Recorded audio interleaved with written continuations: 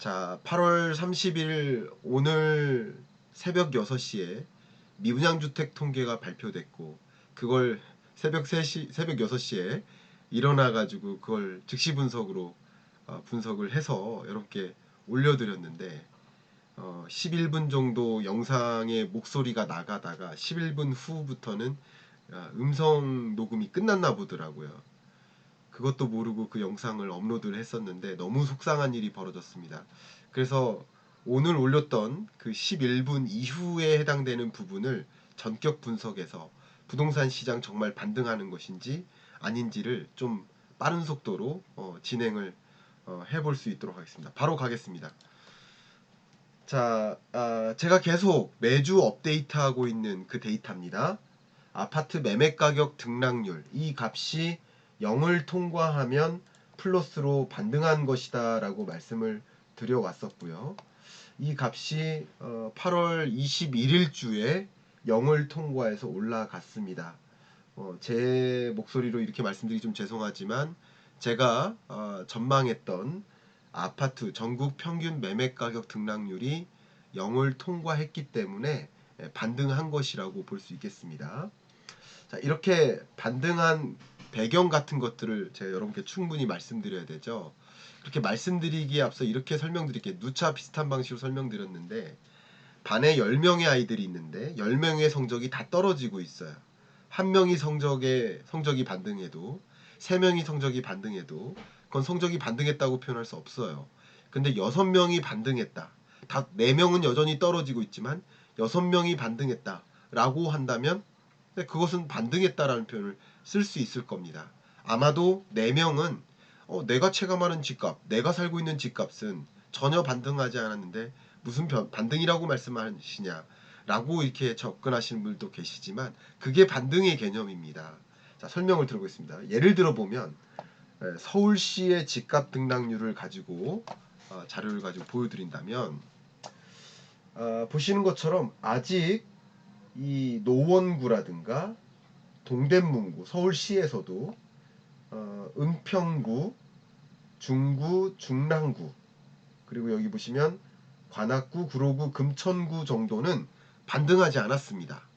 결과적으로 이 동네 집값은 아직 반등하지 않았기 때문에 무슨 반등이냐라고 말씀하실 수도 있습니다. 그러나 송파구가 5월 첫째 주부터 반등을 시작했고요. 강남구가 5월 둘째 주부터 반등을 시작했고요. 그 다음에 서초구, 양천구가 반등을 시작했고요. 그 밖에도 성동구나 마포구, 단 하나 짚어드리겠습니다. 광진구. 그리고는 이어서 은평구나 성북구나 도봉구나 대부분이 이렇게 반등했어요. 그러니까 지금은 반등한 구가 반등하지 않은 구보다 많아졌습니다. 이럴 때 뭐라고 하죠? 반등했다고 표현할 수 있는 거예요. 이게 반등의 개념입니다. 자, 이런 개념을 살려서 제가 지금 일단 기술적 분석을 드린 거예요. 이런 식으로 부동산 시장을 보시면 좋겠는데 기술적 분석을 제가 말씀드린 것은 주식시장은 제가 기술적 분석을 그냥 매우 참조만 하고 별로 그걸 가지고 설명드리려 하지 않는데 부동산 시장 같은 경우는 기술적 분석 그 자체가 매우 유의미합니다.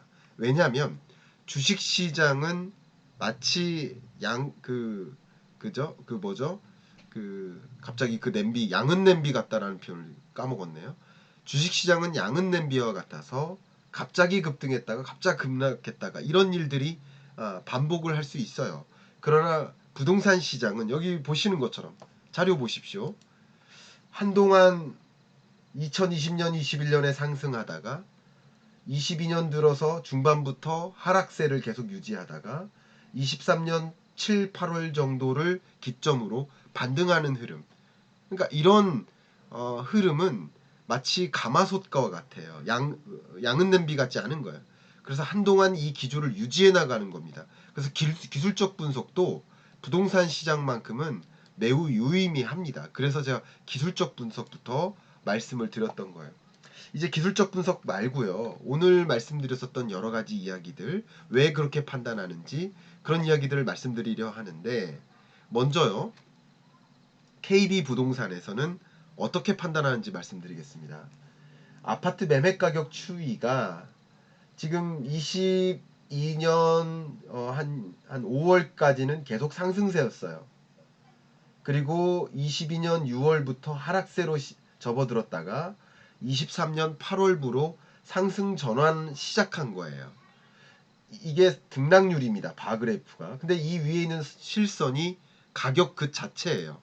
가격이 계속 상승하다가 가격이 이때부터 떨어지기 시작하는 거죠. 떨어지다가 마지막 끝트리가 잘 안 보이시죠? 이게 반등하는 모습인 거예요. 자, 가장 그 반등세가 강한 지역, 상승률이 높은 지역이 서울시고요. 대전시, 강원도 이런 순서인데요. 이런 지역들은 이미 반등 전환한 겁니다. 상승 전환한 거예요. 상승 전환하지 않은 지역도 물론 있습니다만 또 이 중에서도 경기도가 있는데 경기도의 몇몇 시도는 사실 서울시보다도 더 강한 상승세입니다. 대표적인 지역이 과천시입니다. 자, 그 밖에도 이게 가격 그 자체입니다. 아까는 지금까지는 가격 등락률을 보여드렸잖아요. 이건 그 가격 그 자체예요.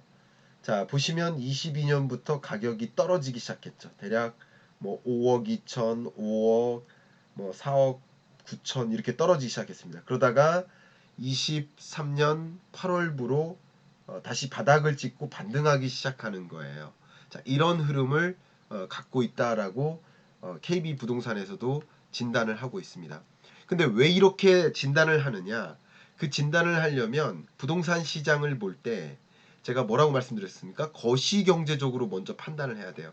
왜냐하면 부동산 시장이라는 변수는 그 밖에 나머지 거시경제 변수들, 물가라는 변수, 금리라는 변수, 그리고 성장률이라는 변수, 이런 변수와 주식 시장, 뭐 부동산 시장, 채권 시장, 뭐 간접 투자 시장, 뭐 이런 여러 다른 시장들과 같이 맞물려서 돌아간다는 거예요. 그래서 네 바퀴가 같이 도는 것이지 세 바퀴만 돌고 나머지 한 바퀴는 안 돌 수가 없는 겁니다. 그래서 거시경제적으로 진단을 하는 것이고 그 거시경제적인 부동산 시장을 하나의 변수로서 상정하고 거시경제적인 분석을 했었던 것은 얼마 전에 제 채널에 올라간 부동산 100분 토론에서 4명이 각각 발제하는 시간을 가졌는데 제가 발제했던 시간 그때 10분 동안 함축적으로 녹아냈습니다. 그 얘기 말고요. 이 거시경제적으로 부동산 시장을 하나의 변수로서 접근하는 거 말고요. 이제 부동산 시장 그 자체의 수급 분석을 하면서 여러분께 보여드리도록 하겠습니다. 이 수급 분석 왜 필요하냐? 지금 가격을 전망하는 거잖아요. 가격은 무엇에 의해 결정됩니까? 수요와 공급에 의해 결정돼요. 그래서 수요 측 변수와 공급 측 변수를 같이 봐야 됩니다. 이게 같은 경로로 설명을 하고 있는지를 여러분께 설명드려보고자 합니다. 가장 대표적으로 여러분께 드리는 이야기가 주택가격 전망 CSI예요. 이 값이 100을 통과해서 지금 107, 108까지 올라왔습니다. 이 얘기는 뭘까요?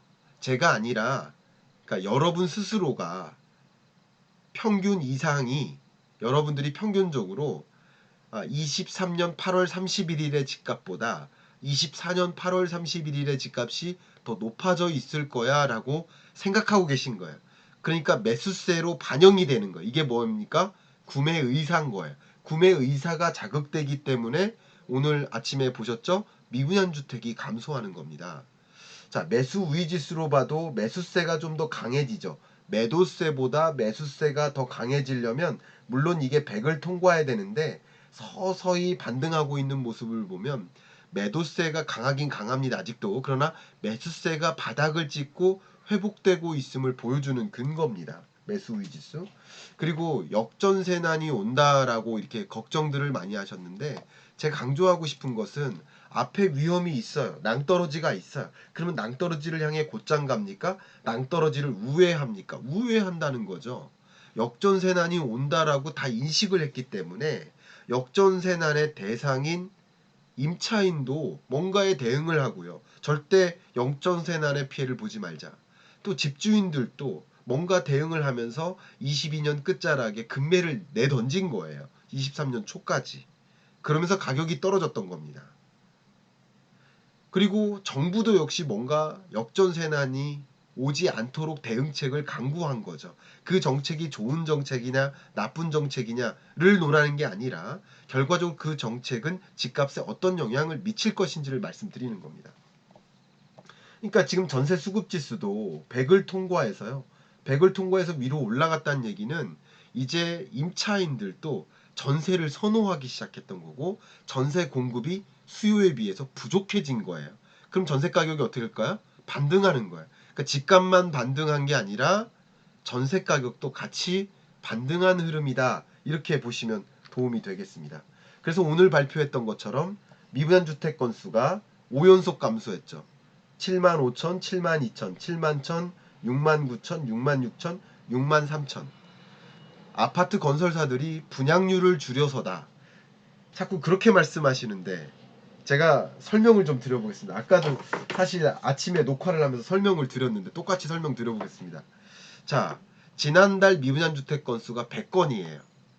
근데 아파트 건설사들이 아파트 공급을 100건 할래다가 이게 100건이에요. 100건 할랬다가 분양률을 줄여서 100건 안 하고 50건만 공급하려고 합니다. 이게 분양률을 낮췄다는 개념이에요. 그럼 미분양 주택이 100건이었다가 새로 공급하는 공급 물량이 100건이 아니라 50건이 됐으니까 결과적으로 수요가 1도 없다면 150건의 미분양 주택이 쌓여야 돼요. 근데 그럼에도 불구하고 미분양 주택 건수가 줄어들었다는 것은 그만큼의 수요가 발생했다. 제가 말씀드린 건 지금 산수입니다. 분양률을 줄였다고 해서 미분양 주택이 줄어들지 않아요. 미분양 주택은 더 쌓이는 거예요. 분양률을 줄여서 공급한다 하더라도 공급은 늘어나니까. 이해가시죠? 분양률을 줄여서 미분양 주택이 줄어들었다. 그거는 여러분 산수하실 수 있잖아요. 그렇게 해석하시면 안 됩니다. 그리고 여러분들이 어떤 건설사를 만나서 물어보세요. 어떤 건설사를 만나든 지금 수요가 충분하지 않아서 분양률을 줄였다고 하는데 앞으로 수요가 충분히 회복되지 않으면 그러면 분양률을 그때부터 본격적으로 분양률을 늘리겠습니까? 그렇지 않아요. 그러니까 수요가 반등하는지 여부를 지켜보면서 분양 공급을 해 나갈 것이기 때문에 여러분들도 현명하게 선택하듯이 기업들도 현명하게 선택하려고 노력하는 겁니다. 그렇기 때문에 미분양 주택이 이렇게 감소하는 것은 이것 자체가 상당한 의미가 있다라는 것을 설명드리는 겁니다. 근데 미분양 주택 건수도 5연속 감소했고 제가 여러분께 전망으로 말씀드렸던 것은 6만 5천 호가 기준선인데 6만 5천 호라는 기준선을 밑돌고 그리고 주택가격 전망 CSI가 100을 통과하는 수요가 반등해서 미분양 주택이 줄어드는 이런 현상이 나타나면 매매가격 등락률이 0을 통과해서 이제 바닥 찍고 가격이 상승할 것이다 라고 말씀드렸죠. 그렇게 전망했던 대로 이렇게 시장이 움직이는 모습입니다. 그렇게 여러분께 설명드리고요. 자, 이제 그뿐 아니라 다른 미분양 주택 건수 오늘 아침에 말씀드렸죠.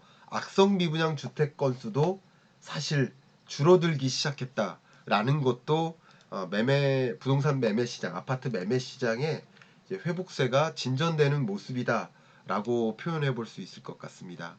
자, 이제 끝으로 이제 녹화를 중단하고 라이브를 이제 본격적으로 시작하려고 하는데 끝으로 요 영상만 보시는 분들이 계실 수 있기 때문에 부동산 시장을 거시경제적으로 진단하고 부동산 시장을 올바르게 객관적으로 해석하는 뭐 희망이 무엇이냐, 어떻게 정책이 가동돼야 되느냐 이걸 논하는 게 아니라 어떻게 전망해야 되느냐라는 것을 판단하시는데 역시 경제적인 접근으로 거시경제 여러 변수 중 하나로서 부동산 시장을 바라보는 그런 접근법을 또 생각하신다면 이 경제 입문서를 통해서 또 접근하시는 것도 추천드리도록 하겠습니다. 자, 여기서 이 부동산 부분 녹화를 마무리하고 이제 PCE 분석으로 들어가도록 하겠습니다. 여기까지 감사합니다.